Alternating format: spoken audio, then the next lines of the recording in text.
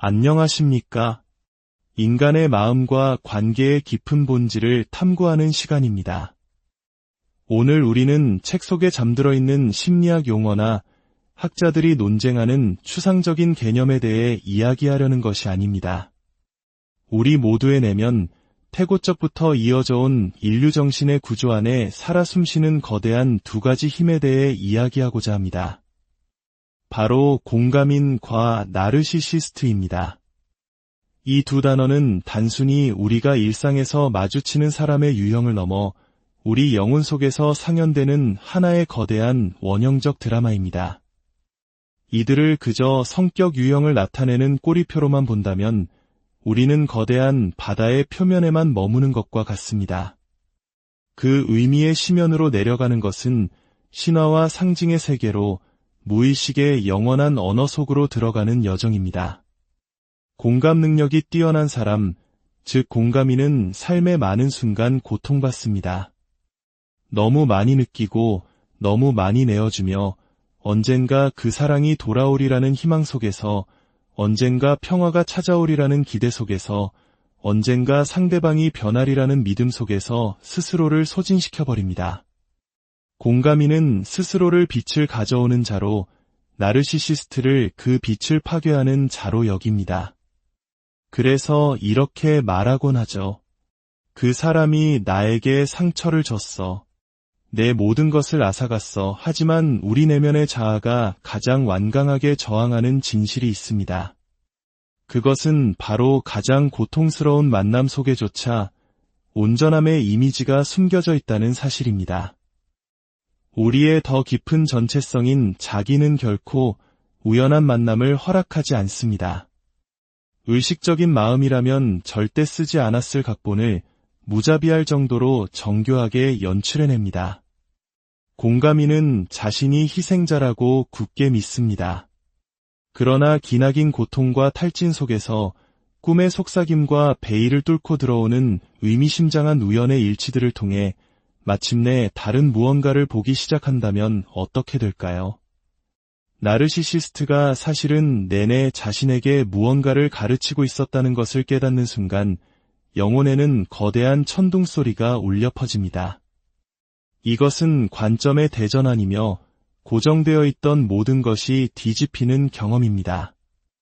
물론 이것이 상대방의 잔인함이나 교묘한 조종을 부정하는 것은 아닙니다. 그 상처는 실제하며 그 흉터는 지워지지 않습니다. 하지만 그 상처 아래에는 그 어떤 책도, 그 어떤 온화한 스승도 줄 수 없었던 숨겨진 연금술, 즉 위대한 가르침이 놓여 있습니다. 오직 자신의 그림자를 그토록 뻔뻔하게 짊어진 자만이 그 가르침을 온몸으로 보여줄 수 있었던 것입니다. 나르시시스트는 자기 자신의 모습에 도취된 채 부풀어 오른 가면, 즉 페르소나입니다. 하지만 그 가면 뒤에는 당신이 마주하기를 거부했던 당신 자신의 그림자가 투사되어 형체와 목소리를 얻은 채 서 있습니다. 나르시시스트는 끊임없이 관심과 복종, 숭배를 요구합니다. 이것이 무엇을 드러낼까요? 바로 당신 안에 숨겨져 있던 자기 방치의 패턴, 자신의 필요 앞에서는 침묵하는 습관, 자신의 힘을 내어주려는 무의식적 충동을 드러냅니다. 나르시시스트는 도둑의 역할을 하지만 그들이 훔쳐가는 보물은 사실 당신이 오랫동안 무방비 상태로 내버려 둔 것이었습니다. 그 가르침은 혹독합니다. 당신은 빛인 동시에 그림자입니다. 그리고 당신이 스스로를 저버리는 당신 안의 그 일부를 통합하기 전까지 나르시시스트는 어둠에 쌓인 예언자처럼 당신의 삶에 계속해서 나타날 것입니다. 꿈속에서 이 가르침은 종종 이미지로 나타납니다. 얼굴 없는 형체에게 쫓기거나 낯선 이에게 소중한 보석을 건네주는 꿈을 꿀 수도 있습니다. 혹은 만지면 금이 가는 거울이나 깊은 동굴 속에서 내 것을 되찾아라고 예치는 목소리를 듣는 꿈을 꿀지도 모릅니다. 이것은 단순한 환상이 아닙니다. 그 관계가 대낮에 숨기고 있는 진실을 드러내려는 영혼의 필사적인 시도입니다. 당신의 삶에 들어오는 모든 나르시시스트는 왜곡된 거울입니다. 고통스럽지만 분명한 거울입니다. 그들은 당신이 스스로에 대해 보려 하지 않았던 것을 비춰줍니다. 당신이 연민과 자기 소멸을 혼동했다는 사실을, 인내를 미덕으로 착각했다는 사실을, 당신의 빛만으로 타인의 심연을 치유할 수 있다고 믿었다는 어리석음을 말입니다. 나르시시스트의 가르침은 바로 경계선에 대한 가르침입니다. 힘없는 사랑은 희생으로 무너진다는 계시이며 분별력 없는 베풀음은 고결한 것이 아니라 순진한 것일 뿐이라는 깨달음입니다. 그림자를 통합하지 못한 공감은 타인의 필요에 잠식당할 뿐이라는 진실입니다. 공감인이 마침내 이 사실을 깨달을 때 고통은 성장을 위한 통과의례로 변모합니다. 당신은 더 이상 단순한 희생자로 그 관계를 떠나지 않습니다. 당신 자신의 그림자라는 약을 맛본 사람으로 다시 태어나는 것입니다. 나르시시스트는 그들의 끊임없는 요구를 통해 당신이 아니오라고 말하지 못하는 무능력, 인정받고 싶어하는 갈증, 모든 것을 내어주지 않으면 사랑받지 못할 것이라는 은밀한 두려움을 직시하게 만듭니다. 깊이 귀 기울여 본다면 나르시시스트가 당신을 고문하는 존재일 뿐만 아니라 당신의 스승이었다는 신비로운 역설을 깨닫게 될 것입니다. 그들이 의도했기 때문이 아니라 우리의 온전한 자기가 그들을 연금술의 도구로 사용했기 때문입니다. 연금술에서 황금을 만들기 위해서는 혼돈스럽고 다듬어지지 않은 최초의 물질, 즉 프리마 마테리아가 반드시 필요합니다.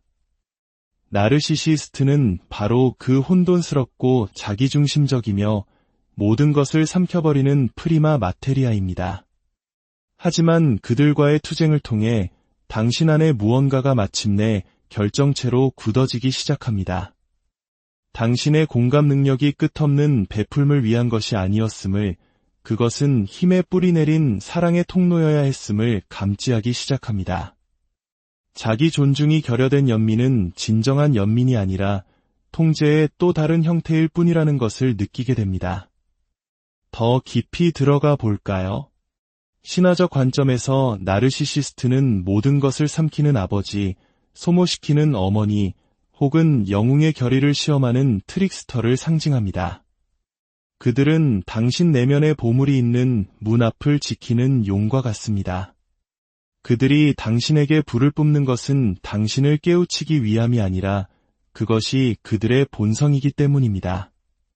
그러나 그들과 맞서는 과정에서 당신은 용기를 발견하고 삼켜지기를 거부함으로써 주체성을 발견하며 그들에게 투사했던 환상을 거두어들임으로써 그들의 것이라 믿었던 힘이 실은 언제나 당신의 것이었음을 깨닫게 됩니다.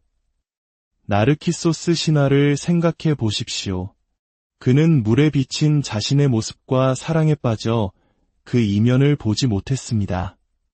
반면 공감이는 타인의 모습에 자신을 완전히 잃어버리고 오직 상대의 고통, 필요, 갈망만을 봅니다.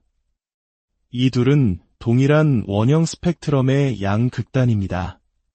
한쪽은 자기 이미지에, 다른 한쪽은 타인의 이미지에 사로잡혀 있습니다. 진정한 자기 실현, 즉 개성화는 이 양극단이 아닌 그 둘의 통합에 있습니다. 자신을 버리지 않으면서 타인을 명확히 보고, 소멸되지 않으면서 사랑하고, 사라지지 않으면서 거울이 되어주는 것. 나르시시스트는 그 극단적인 반대의 모습을 보여줌으로써 공감인이 균형을 찾고 수많은 그림자 속에서 자신의 진짜 얼굴을 되찾도록 강제하는 것입니다. 저는 상담실에서 이런 사례를 수없이 목격했습니다. 사람들은 완전히 파괴되고 고갈된 채 찾아옵니다. 결코 돌려주지 않는 누군가에게 수년간 모든 것을 바친 그들의 눈은 텅 비어 있습니다. 그들은 배신과 거짓말, 조종에 대해 이야기하며 왜 이런 일이 저에게 일어났나요? 라고 물으며 눈물을 흘립니다. 그리고 시간이 흘러 꿈과 적극적 명상, 무의식적 진실의 더딘 발견을 통해 그들은 더 깊은 패턴을 보게 됩니다. 그들은 자신의 고통 아래에 평생 동안 이어진 상처가 있었음을, 그것이 종종 어린 시절에 뿌리를 두고 있으며 있는 그대로의 모습을 보여주지 않고 무언가를 해내거나 비위를 맞추거나 진짜 자신을 포기해야만 사랑을 주었던 부모와 연결되어 있음을 발견합니다. 성인이 되어 만난 나르시시스트는 그저 그 오랜 상처가 다시 나타난 메아리에 불과했습니다. 정신이 마침내 그 상처를 의식적으로 마주할 수 있도록 말입니다. 나르시시스트는 부모가 끝내지 못한 가르침을 짊어지고 온 변장한 스승이었던 것입니다. 바로 여기에서 치유가 시작됩니다. 타인을 악마화할 때도 희생자라는 역할에 안주할 때도 아닙니다. 감히 이렇게 말할 수 있을 때 치유는 시작됩니다. 이 고통은 의미가 있었다. 마땅히 받아야 할 고통도 정당화될 수 있는 고통도 아니었지만 분명 의미 있는 고통이었다고 말입니다. 그것은 진정한 자기 자신으로 들어가는 통과의례였습니다. 의식의 문을 두드리며 자신을 봐달라고 요구하는 그림자의 방식이었습니다. 공감인이 이것을 받아들일 때 새로운 힘이 솟아납니다. 더 이상 모든 것을 느끼기만 하는 사람이 아니라 분별하고 선택하며 자기 영혼의 신성함을 지키는 사람이 됩니다. 이 변화는 단순한 심리적 변화가 아닙니다. 그것은 신비로운 체험입니다. 자신을 가장 괴롭혔던 사람이 동시에 자신의 스승이었음을 깨닫는 것은 삶 자체의 역설을 만지는 것과 같습니다. 빛과 그림자는 서로 얽혀 있고 천사는 악마의 모습으로 찾아오며 구원자는 배신자의 옷을 입고 나타납니다. 이것을 깨닫는 것은 자기가 인간의 도덕을 초월하는 지혜로 삶을 조율한다는 것을 아는 것입니다. 그것은 악을 용납하지 않지만 성장을 위해 악마저도 사용합니다. 그 깨달음 속에서 공감인은 더 깊은 온전함으로 나아갑니다. 나르시시스트가 자신의 길을 방해한 장애물이 아니라 그 길에 반드시 필요했던 일부였음을 보게 됩니다. 물론 이것은 받아들이기 쉬운 진실이 아닙니다. 자아는 비난과 희생자라는 순수성에 매달리며 저항합니다. 그러나 영혼은 진실을 갈망합니다. 그리고 그 진실은 당신이 결코 무력하지 않았다는 것입니다. 당신은 당신 자신을 보고 있었던 것입니다. 당신은 경계선이라는 언어를, 그림자의 필요성을, 아니오라고 말하는 힘을 배우고 있었습니다. 나르시시스트는 당신이 잊고 있던 당신 자신의 주체성을 마주하게 해준 그릇이었습니다. 이 진실을 본 이상 당신은 더 이상 순수함으로 돌아갈 수 없습니다. 분별력 없이 끝없이 내어주던 과거로 돌아갈 수 없습니다. 당신은 그 교훈을 당신의 관계 속으로, 당신의 선택 속으로, 당신의 존재 자체로 가져가야만 합니다. 그러니 당신의 상처를 존중하십시오. 하지만 그 가르침 또한 존중하십시오. 나르시시스트를 미화하지는 마십시오. 그러나 그들을 통해 얻은 지혜를 외면하지도 마십시오. 그들을 오직 고통만이 전할 수 있었던 메시지를 배달한 어둠의 사절로 여기십시오. 공감인이 이 사실을 깨달을 때 그들은 더 이상 단순한 공감인이 아닙니다. 그들은 개성화하고 있습니다. 온전해지고 있습니다. 빛을 위해 가장 어두운 인물마저 사용하는 자기의 신비 속으로 걸어가고 있는 것입니다. 이 깨달음이 동틀 때 세상 자체가 변하는 것을 알아차리기 시작할 것입니다. 과거에는 주저없이 들어갔을 관계들이 이제는 문턱에서부터 그 그림자를 드러냅니다.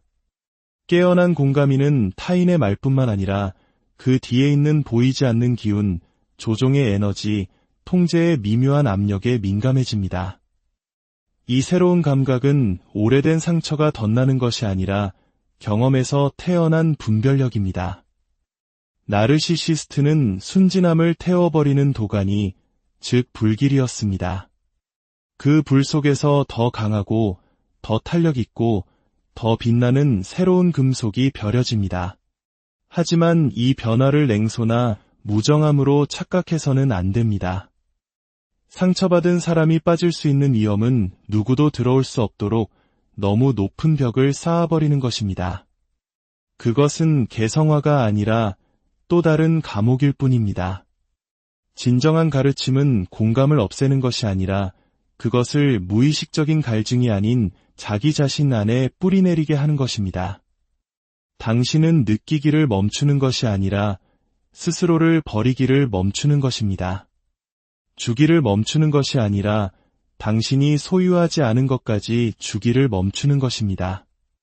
사랑하기를 멈추는 것이 아니라 당신의 영혼을 대가로 치르며 사랑하기를 멈추는 것입니다. 자신의 꼬리를 삼키는 뱀, 우로보로스를 떠올려 보십시오. 경계선이 없는 공감이는 자신의 재능에 의해 잠식당하며 희생의 굴레를 끝없이 돕니다. 영혼이 없는 나르시시스트 역시 자신의 허상만을 먹으며 영원히 소모됩니다. 그러나 이 둘이 만날 때 기묘한 연금술이 시작됩니다. 공감이는 타인의 심연을 채우는 것을 멈춰야 함을 배우고 나르시시스트는 의도치 않게 공감인을 진정한 자기로 이끄는 어둠의 인도자가 됩니다. 끝없는 소모의 원이었던 우로보로스는 갱생과 부활의 상징으로 변모합니다. 깨달음의 순간 당신이 갇혀있던 감옥의 문이 활짝 열리는 꿈을 꿀지도 모릅니다. 거울 앞에 서서 왜곡되거나 지워지지 않은 온전한 당신의 얼굴을 처음으로 마주할 수도 있습니다. 당신을 괴롭히던 존재가 사실은 변장한 안내자였음을 드러낼 수도 있습니다. 이것은 무작위적인 이미지가 아닙니다. 그림자의 통합을 축하하며 개성화의 새로운 단계가 시작되었음을 알리는 무의식의 신호입니다. 그리고 여기 위대한 역설이 있습니다. 나르시시스트는 변하지 않습니다. 하지만 당신은 변합니다.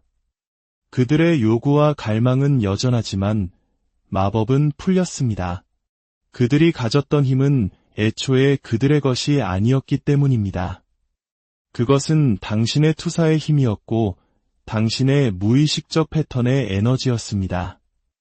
일단 그 힘을 거두어들이면 그것은 당신에게로 돌아옵니다.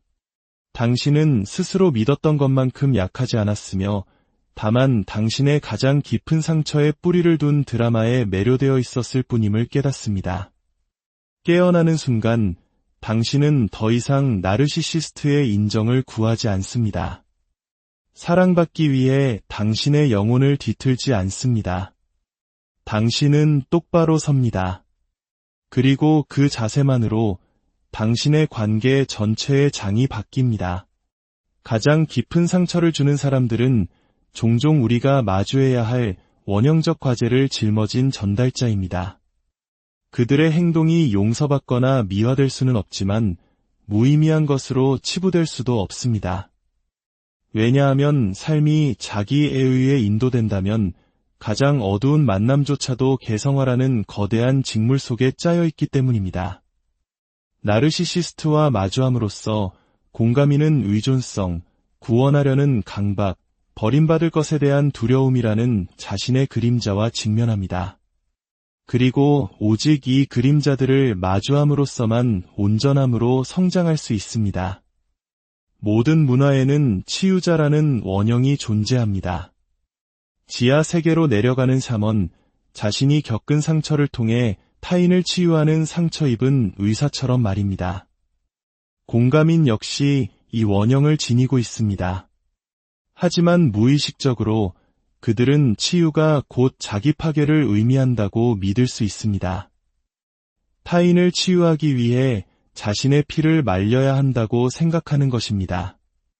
나르시시스트는 제공되는 모든 것을 집어삼킴으로써 이 믿음의 어리석음을 무자비할 정도로 명확하게 폭로합니다. 진정한 치유는 순교에서 오는 것이 아니라 치유자 자신이 온전할 때 텅 빈 곳이 아닌 가득 찬 곳에서부터 흘러나올 때 시작된다는 것을 강제로 깨닫게 합니다. 영웅의 여정을 생각해 보십시오. 모든 영웅은 무적처럼 보이는 존재, 자신을 압도하는 힘을 가진 존재, 가장 피하고 싶은 두려움을 상징하는 존재와 마주해야 합니다. 이 존재들은 용, 폭군, 마법사의 모습으로 나타납니다. 영웅이 그들과 맞설 때 정복되는 것은 외부의 적뿐만이 아니라 내면의 두려움이 통합되는 것입니다. 공가민이 나르시시스트와 맞서는 것은 바로 그러한 시련입니다. 조종에 맞서고 소모되기를 거부함으로써 공가민은 자기 영혼의 영웅이 됩니다. 그러나 이 과정은 결코 갑작스럽지 않습니다. 나르시시스트가 당신의 스승이었음을 깨닫는 것이 고통을 지우거나 즉각적인 평화를 가져다 주지는 않습니다. 그것은 마치 산 너머로 동이 트는 것처럼 느리게 펼쳐지는 과정입니다. 처음에는 희미한 빗줄기, 그리고 서서히 드러나는 형체들, 때로는 몇 년이 지나고 나서야 모든 실이 어떻게 엮여 있었는지 명확하게 보이기도 합니다. 하지만 일단 보게 되면 다시는 보지 못했던 상태로 돌아갈 수 없습니다. 영혼은 속삭입니다. 이것이 나의 통과이래였다. 나르시시스트의 핵심에는 거짓 자기라는 원형이 자리 잡고 있습니다. 그들은 페르소나에 갇혀 자신의 무의식으로 내려가지 못하고 진실된 모습의 거울을 견디지 못합니다. 그래서 타인의 인정을 먹고 삽니다. 그것이 없으면 공허 속으로 무너지기 때문입니다. 반면 공가민은 종종 자기희생자라는 원형에 사로잡혀 있습니다. 사랑을 통해 상대를 구원할 수 있다고 무의식적으로 믿는 것입니다. 이 두 원형이 만날 때 드라마는 필연적입니다. 그러나 공가민이 깨어나면 자기 소멸이라는 자신의 그림자를 통합하기 시작합니다. 그리고 나르시시스트의 비극적 진실, 즉 거대한 자만심의 가면 아래에는 깊은 공허와 버림받은 내면 아이가 있다는 것을 보게 됩니다. 이것을 본다는 것이 그들 곁에 머물거나 그들을 치유해야 한다는 의미는 아닙니다. 그것은 당신의 과제가 아닙니다. 당신의 과제는 이 원형적 연극을 인식하고 당신의 투사를 거두어들이며 그 덫에 걸리지 않고 상대를 명확히 보는 것입니다. 그렇게 함으로써 당신은 자신을 해방시킬 뿐만 아니라 무의식적인 반복에 묶여있던 에너지를 해방시킵니다. 그리고 시간이 지나면 당신은 기묘한 연민을 느낄 수도 있습니다. 동정이나 구원하려는 충동이 아닌 명료함에서 태어난 연민입니다. 나르시시스트 역시 원형의 그물에 걸려 자신의 무의식이 깨어나기 전까지는 벗어날 수 없는 역할을 연기하고 있음을 보는 것입니다. 그렇게 원은 완성됩니다. 한때 노예였던 공가민은 이제 자유로워져 증오 없이 나르시시스트를 바라볼 수 있습니다. 그들을 신비의 일부로 자신이 가르치고 있다는 사실조차 몰랐던 스승으로 말입니다. 이 관점의 전환이 얼마나 심오한지 느껴지십니까? 이것은 단순한 심리적 통찰이 아니라 영혼의 축이 바뀌는 것입니다. 당신의 억압자를 당신의 스승으로 보는 것은 빛과 그림자가 더 이상 적이 아닌 동반자가 되는 온전함의 역설 속으로 들어가는 것입니다. 삶이 당신의 순수함을 보호하기 위해 계획된 것이 아니라 당신의 자기를 깨우기 위해 계획되었다는 사실을 받아들이는 것입니다. 그러니 당신의 삶에 있었던 나르시시스트들을 돌아볼 때, 그들이 나를 해쳤는가? 라고만 묻지 마십시오. 나는 그들을 통해 무엇을 보게 되었는가? 내 영혼은 내가 더 이상 무시할 수 없는 어떤 교훈을 고집했는가? 라고도 물어보십시오. 그 질문과 함께 고요히 앉아 있으면 답은 마음이 아닌 깊은 곳에서부터 꿈과 상징을 통해 내면의 고요한 목소리를 통해 찾아올 것입니다. 그리고 그 답이 올 때 당신은 나르시시스트가 아무리 잔인했더라도 그들은 당신을 파괴하기 위해서가 아니라 당신을 새로운 차원으로 이끌기 위해 당신의 운명에 짜여 있었음을 알게 될 것입니다. 이 깨달음 속에서 우리는 종종 기묘한 감사를 느끼게 됩니다. 친절에 대한 감사가 아니라 운명을 인지하는 데서 오는 감사입니다. 당신은 이렇게 말할지도 모릅니다. 다시는 이런 경험을 선택하지 않겠지만 왜 그것이 내게 왔는지, 무엇을 드러냈는지, 그리고 그로 인해 내가 어떤 사람이 되었는지를 이제는 안다. 이런 종류의 감사는 신성합니다.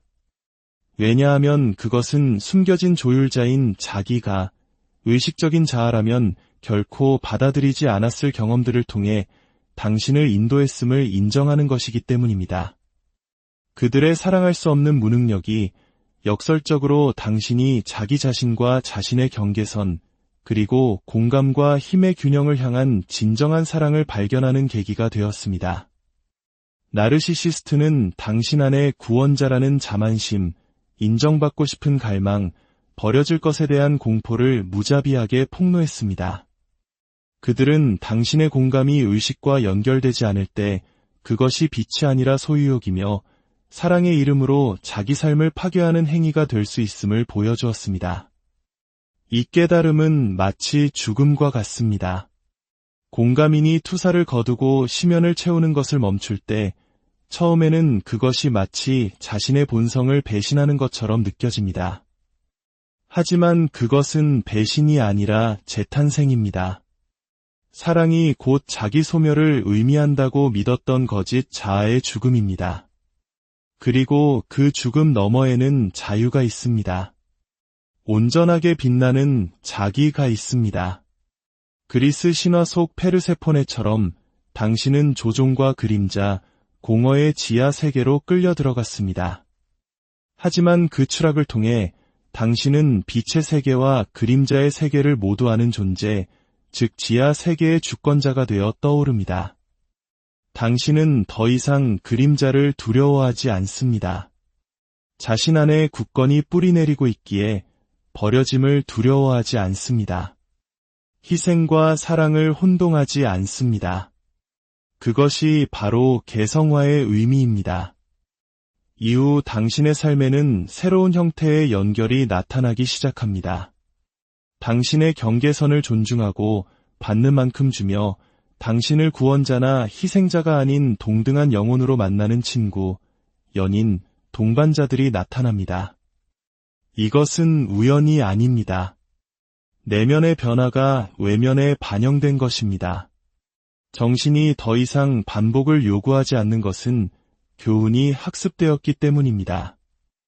이제 나르시시스트는 더 이상 스승으로서 필요하지 않습니다. 그렇다고 그 기억이 완전히 사라지는 것은 아닙니다. 때로는 아프고 때로는 부드러워지지만 그 기억은 당신에게 경고합니다. 당신 안에는 여전히 자신을 잊고 너무 많이 내어주고 자신의 중심을 버릴 가능성이 살아있다는 것을. 그 기억은 당신 영혼에 새겨진 흉터와 같습니다. 아름답지는 않지만 그 자리에서 치유가 일어났기에 신성합니다. 결국 나르시시스트가 당신의 스승이었음을 깨닫는다는 것은 무엇을 의미할까요? 그것은 당신이 희생자 의식에서 주체성으로, 투사에서 통합으로, 무의식적 반복에서 유식적 선택으로 나아갔다는 것을 의미합니다. 가장 어두운 거울 속에조차 자기의 얼굴이 당신이 깨어나기를 기다리며 숨어 있었다는 것을 보는 것입니다. 당신의 삶이 우연의 연속이 아니라 모든 실이 의미를 지닌 채 정교하게 짜인 테피스트리라는 것을 받아들이는 것입니다. 그리고 가장 위대한 비밀은 이것입니다. 나르시시스트는 바깥에만 있는 것이 아닙니다. 그들은 당신 안에도 살아 있습니다. 모든 것을 내어놓으라고 요구하는 목소리, 인정을 갈망하는 가면, 통제하려는 굶주림. 이 모든 것이 당신 정신의 일부입니다. 이것을 인식할 때 당신은 더 이상 외부와의 전투에만 매달리지 않습니다. 당신은 내면으로 향하여 내면의 나르시시스트를 만나 이렇게 말합니다. 나는 너를 본다. 내가 나를 지배하게 두지는 않겠지만 너를 부정하지도 않겠다. 너는 나의 일부이며 왕자는 아니지만 너에게 자리를 내어주겠다. 이렇게 함으로써 가르침은 완성됩니다. 외부의 나르시시스트는 내면 원형의 외적 형태에 불과했습니다. 그것이 통합되면 패턴은 힘을 잃고 당신은 온전함 속에 섭니다. 이 이야기가 당신의 여정에 깊은 울림을 주었다면 이 지혜의 빛을 혼자만 간직하지 마십시오. 당신의 좋아요와 공유는 단순히 숫자를 넘어서 비슷한 어둠 속을 걷고 있는 또 다른 영혼에게 등불을 건네는 행위입니다. 당신의 구독은 이처럼 깊은 탐구의 여정을 함께하겠다는 약속이며 저희에게는 더 큰 지혜를 나눌 힘이 됩니다. 당신의 선한 나눔에 축복이 깃들기를 기원합니다. 이제 당신은 산정상에 서서 당신이 올라온 길을 내려다보는 것과 같습니다. 모든 가시덤불과 어두운 계곡, 잘못 들었던 모든 길이 더 넓은 맥락 안에서 의미를 갖게 됩니다. 한때는 무의미한 고통으로 느껴졌던 것이 바로 당신의 영혼을 강하게 만든 지형이었음을 봅니다. 밤의 도둑처럼 보였던 나르시시스트는 당신이 결코 가고 싶지 않았지만 온전해지기 위해 반드시 가야만 했던 곳으로 당신을 데려간 내키지 않는 안내자였음이 드러납니다. 이 깨달음은 지적인 것이 아니라 실존적인 것입니다. 뼈 속 깊이 스며들어 당신의 심장 박동을 재정렬합니다. 당신의 고통이 벌이 아니라 통과 의례였음을, 당신이 오랫동안 버려두었던 자신의 조각들을 되찾기 위해 지하 세계가 당신을 부른 것임을 깨닫습니다. 나르시시스트는 당신을 부정의 강 넘어 진실을 피할 수 없는 땅으로 데려다준 뱃사공이었습니다. 건너는 동안 그를 저주했을지라도 당신은 그 어느 때보다 더 생생하게 살아 반대편 기슭에 도착했습니다. 통합은 이 교훈을 당신의 삶 속으로 가져오는 것을 의미합니다. 더 이상 오래된 상처를 되풀이하는 관계를 찾지 않고 미안함 없이 당신의 경계선에 서며 두려움 없이 당신의 진실을 말하고 자신을 잃지 않으면서 당신의 사랑을 주는 것입니다. 이제 당신은 더 이상 구원하려 애쓰는 사람이 아니라 온전함을 체화한 사람이 됩니다. 그리고 이 온전함 자체가 다른 이들을 치유합니다. 당신은 더 이상 내 가치를 증명하기 위해 당신의 고통을 덜어줄게요 라고 말하지 않습니다. 대신 이렇게 말합니다. 당신의 고통을 봅니다. 하지만 그 속에 나 자신을 잃지는 않을 겁니다. 나는 여기에 온전히 서 있습니다. 당신이 준비되었다면 당신 곁에서 함께 걷겠습니다.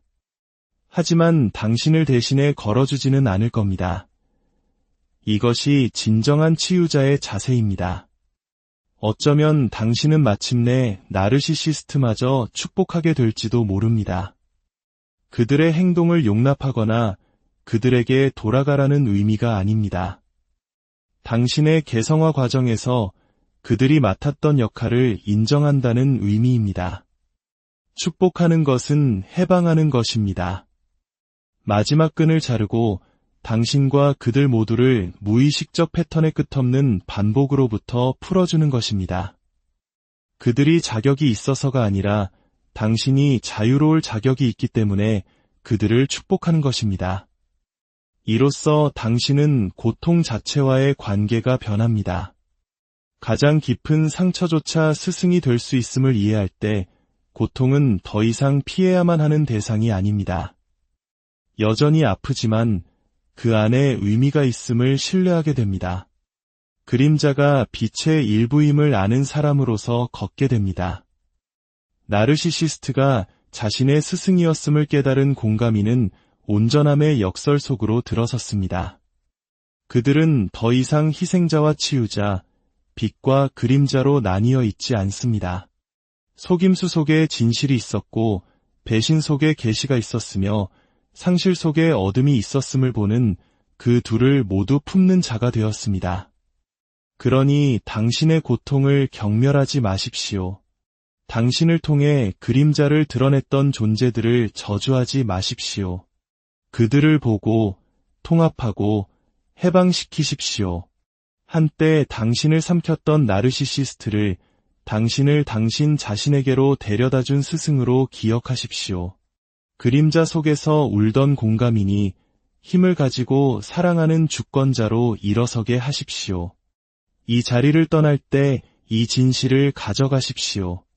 그 어떤 것도 낭비되지 않았습니다.